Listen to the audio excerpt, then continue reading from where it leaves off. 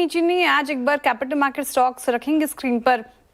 BSE देखिए आप, शुरुआत क्या अच्छी हुई थी इसकी, कल के सेशन में कितना अच्छा कारोबार कर रहा था बीएसई, लेकिन देखिए किस कदर टूटा, 4% नीचे, वायदा का टॉप लूजर बना हुआ है।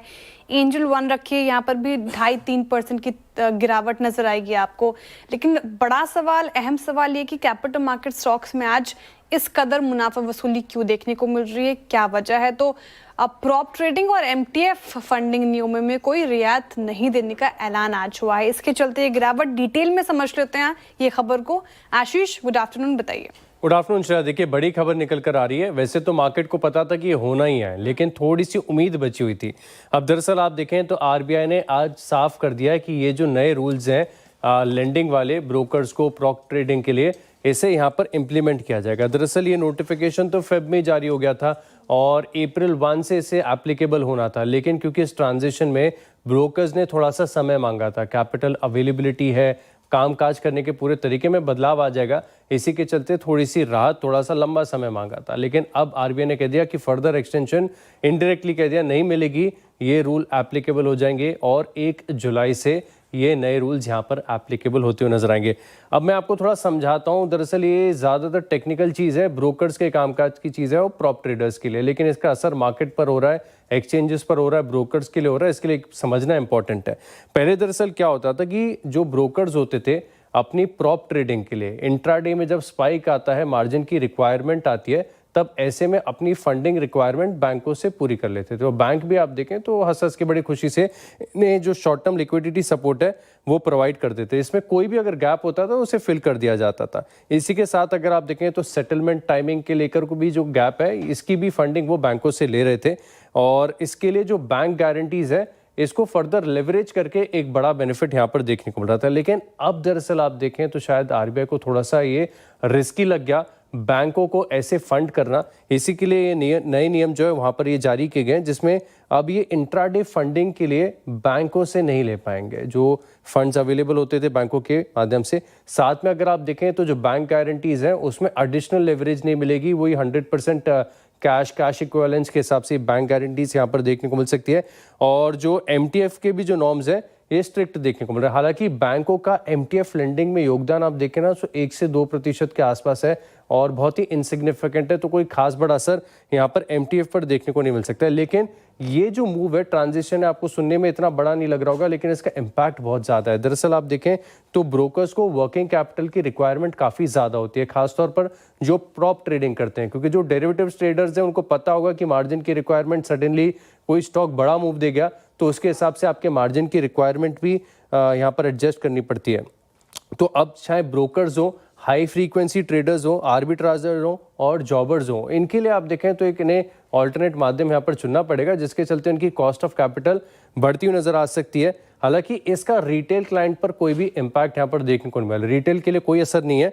कुल एफएनओ में प्रॉप ट्रेडर्स का तकरीबन 40% वॉल्यूम में योगदान होता है, तो बड़ा इम्पैक्ट यहाँ पर आपको वॉल्यूम्स में, चाहे ब्रोकर्स की तरफ से देखें या फिर एक्सचेंज की तरफ से, वो देखने को मिल सकता है। और कुछ अनाधिकारिक रिपोर्ट्स मेरे पास हैं जो थोड़ा सा स्पेकुलेट करके बता रही कि हो सकता है कि इस फैसले से वॉल्यूम्स में 15 से 20% का इम्पैक्ट आ जाए।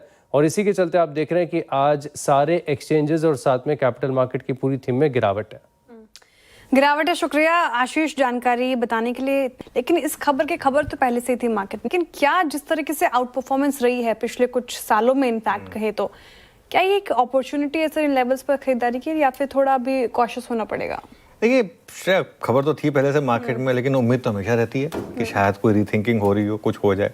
वो नहीं हुई तो इतना ही हुआ है। मार्केट का मूड माहौल भी खराब है थोड़ा सा। देखिए मेरा मानना ये है कि अभी हमारा जो देश है ना, हमारे देश में इस समय नंबर 1 प्रोफेशन बन चुका है ट्रेडिंग, स्टॉक मार्केट ट्रेडिंग और इन्वेस्टिंग। तो ये अब लोगों को और इसका चस्का लग चुका है, ये कहीं नहीं जाने वाला। और ये सब डिसअपॉइंटमेंट वगैरह आती रहेंगी, लेकिन ये कंपाउंडिंग स्टॉक्स बन चुके हैं और इनकी अर्निंग्स इसी तरीके से आगे कंपाउंड होती रहेंगी आगे जाते हुए। तो और वैसे भी स्ट्रेंथ वाले स्टॉक्स हैं। अच्छा, कितने चले भी तो ये देखें ना, बीएसई का स्टॉक जो है इस रन में, मैं पुराने में वो 1942 का भारत छोड़ो आंदोलन से नहीं ले रहा हूँ। हाँ। अगर आप सिर्फ 2 साल का मुंह देखेंगे तो उसमें कितना चल चुका है स्टॉक, है ना। 4-5 गुना तो हुआ ही है।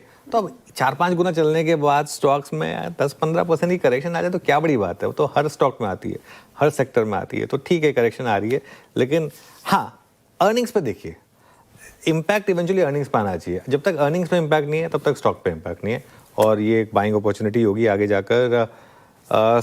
BSE पर स्नेहा जी, BSE पर क्या भी होगा? देखिए मैं आपके बात से सहमत हूँ कि ये सब एक शॉर्ट टर्म न्यूज़ के तौर पे इनफैक्ट इनको इग्नोर कर सकते हैं। जो मेजर इम्पैक्ट हम भी एक्चुअली जो इम्पैक्ट असेस कर रहे हैं वो रफली 10 to 15% का वॉल्यूम पे दिख सकता है।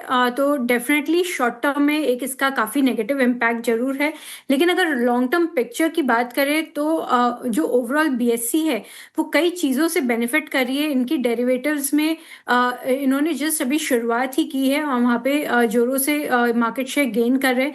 तो वहाँ से इन्हें एक अच्छा रेवेन्यू स्ट्रीम इनके लिए ओपन बिल्कुल। हुआ है। दूसरी जब भी NSE की IPO इनके प्लेटफॉर्म पे लिस्ट होगी तो इनके लिए एक बड़ा वॉल्यूम बूस्ट मिलेगा। तो मेरा मानना है कि BSE को आप होल्ड करिए। इनकी जो स्टार MF की जो प्लेटफॉर्म है वहाँ पे इन्होंने एक स्टेबल बिजनेस से जनरेट करते हैं। तो कई सारे इनके एवेन्यूज है।